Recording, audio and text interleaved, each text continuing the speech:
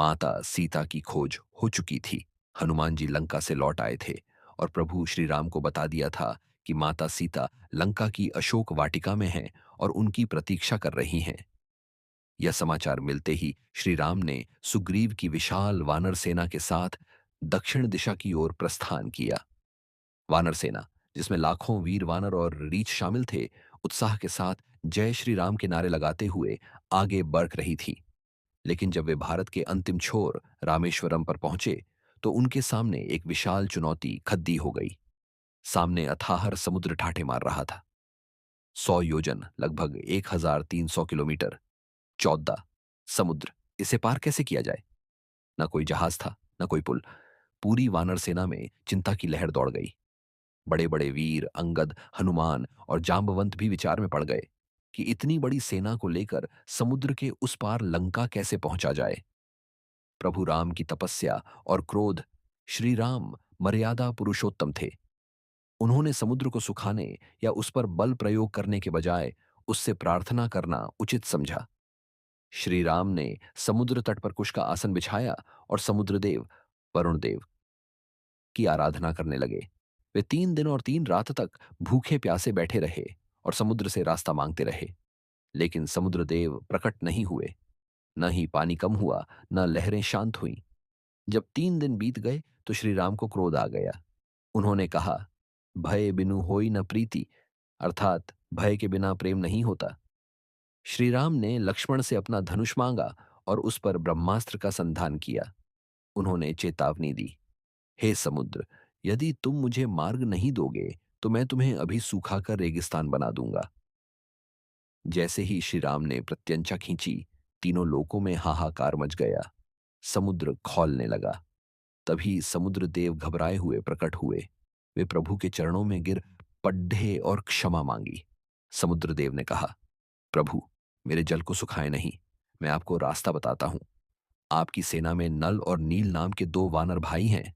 उन्हें लड़कपन में एक अरक्षी का शाप, जो अब वरदान बन गया है, मिला था कि वे जिस भी वस्तु को पानी में फेंकेंगे वह डूबेगी नहीं। आप उनकी सहायता से मेरे ऊपर पत्थरों का एक सेतु, पुल बनवाएं। मैं उस सेतु को धारण करूंगा और डूबने नहीं दूंगा। सेतु निर्माण का आरंभ समुद्रदेव का सुझाव मानकर श्री राम ने सेतु निर्माण का आदेश दिया। नल और नील को मुख्य अभियंता, इंजीनियर्स बनाया गया। पूरी वानर सेना काम पर लग गई। दृश्य अत्यंत रोमांचक था। विशालकाय वानर बढ़े बढ़े पहाड़ उखाड़ कर ला रहे थे। कोई सिर पर चट्टान ला रहा था तो कोई पेड़ों के तने घसीट रहा था। हनुमान जी एक हाथ से ही पहाड़ा उठा लाते। नल और नील समुद्र के किनारे खड़े थे। वानर उन्हें पत्थर देते और वे उस पत्थर पर श्री राम लिखते और उसे पानी में छोड़ेज देते।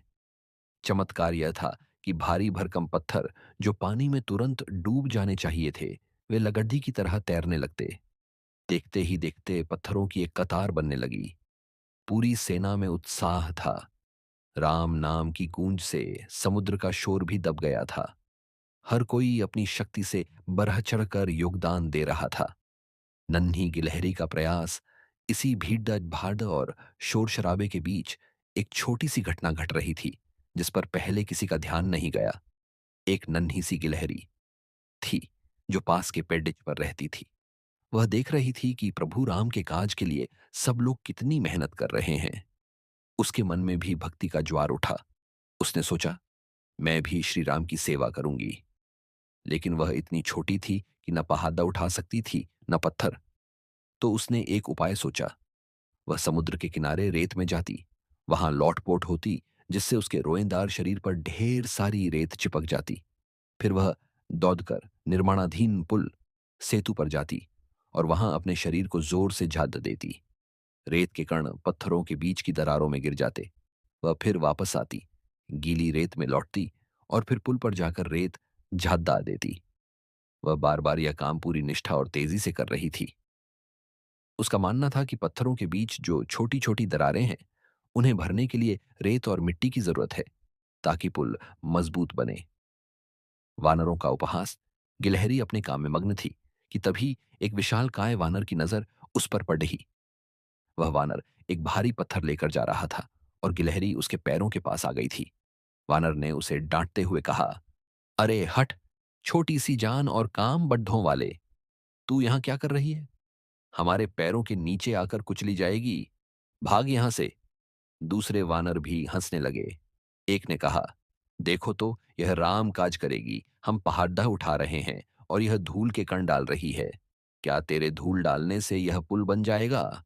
वानरों ने उसका मजाक उड़ाया और उसे पकड़ ढकर दूर फेंक दिया। गिलहरी को चोट लगी, उसकी आंखों में आंसू आ गए, लेकिन उसने हिम्मत नहीं हारी। वह उठी और प्रभु श्री राम की ओर देखने लगी, जो दूर खद्दे यह सब देख रहे थे। श्री राम का न्याय और प्रेम। भगवान श्री राम ने जब यह दृश्य देखा तो वे तुरंत वहां आए। उन्होंने उस नन्ही गिलहरी को अपनी हथेली पर उठा लिया। उन्होंने बद्धे प्यार से उसकी धूल साफ की। फिर श्री राम ने उन वानरों की ओर देखा जो हंस रहे थे। प्रभु का चेहरा गंभीर था। श्री राम ने कहा, वानरों, तुम अपनी शक्ति का अहंकार क्यों कर रहे हो? तुम जो बड्ढे बड्ढे पत्थर ला रहे हो वे अपनी जगह ठीक हैं, लेकिन यह गिलहरी जो धूल और रेत के कण ला रही है उसका महत्व कम नहीं है। क्या तुम नहीं जानते कि दो पत्थरों को जोड़ने के लिए रेत की ही आवश्यकता होती है? इसके द्वारा डाली गई रेत तुम्हारे पत्थरों को मजबूती से बांधे रखेगी। राम जी ने आगे कहा, सेवा का मूल्य उसके आकार, साइज से नहीं, बल्कि उसके पीछे छिपे प्रेम और समर्पण, डेडिकेशन से आंका जाता है। तुम अपनी शक्ति के अनुसार कार्य कर रहे हो और यह नन्हा जीव अपनी पूरी क्षमता, कैपेसिटी के अनुसार कार्य कर रहा है। मेरी दृष्टि में इसका योगदान तुम सबके बराबर ही है। तीन धारियों का वरदान। यह सुनकर वानर सेना लज्जित हो गई और उन्होंने सिर झुका लिया। हनुमान जी और अन्य वीरों ने गिलहरी के जज्बे को नमन किया। गिलहरी प्रभु राम की हथेली में थी और उनकी ओर प्रेम भरी दृष्टि से देख रही थी। प्रभु राम उसके समर्पण से इतने प्रसन्न हुए कि उन्होंने अपनी उंगलियों से उसकी पीठ पर बड़े प्यार से सहलाया। फिंगर्स फेयारी। कहा जाता है कि जैसे ही प्रभु राम ने अपनी उंगलियां उसकी पीठ पर फेरी, उनकी उंगलियों के निशान हमेशा के लिए गिलहरी की पीठ पर अंकित हो गए। यही कारण है कि आज भी भारतीय गिलहरियों की पीठ पर तीन धारियां, थ्री स्ट्राइप्स दिखाई देती हैं। ये धारियां प्रभु श्री राम के प्रेम और आशीर्वाद की निशानी मानी जाती हैं। सेतु का पूर्ण होना, इस घटना ने पूरी वानर सेना में एक नई ऊर्जा भर दी। अब कोई किसी के काम को छोटा नहीं समझ रहा था। सब मिलजुल कर काम करने लगे। नल और नील की इंजीनियरिंग और वानर सेना की मेहनत से मात्र 5 दिनों में 100 योजन लंबा पुल बनकर तैयार हो गया। यह पुल वास्तुकला का एक अद्भुत नमूना था। यह इतना चौड़ा और मजबूत था कि पूरी सेना, रथ और हाथी घोड़े इस पर से गुजर सकते थे। जब पुल तैयार हुआ तो सबसे पहले विभीषण और हनुमान जी ने उस पर चलकर परीक्षण किया।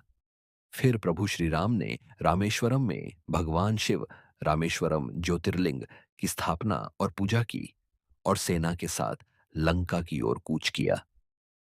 इसी सेतु के माध्यम से राम लंका पहुंचे, रावण का वध किया और अधर्म पर धर्म की विजय पताका लहराई।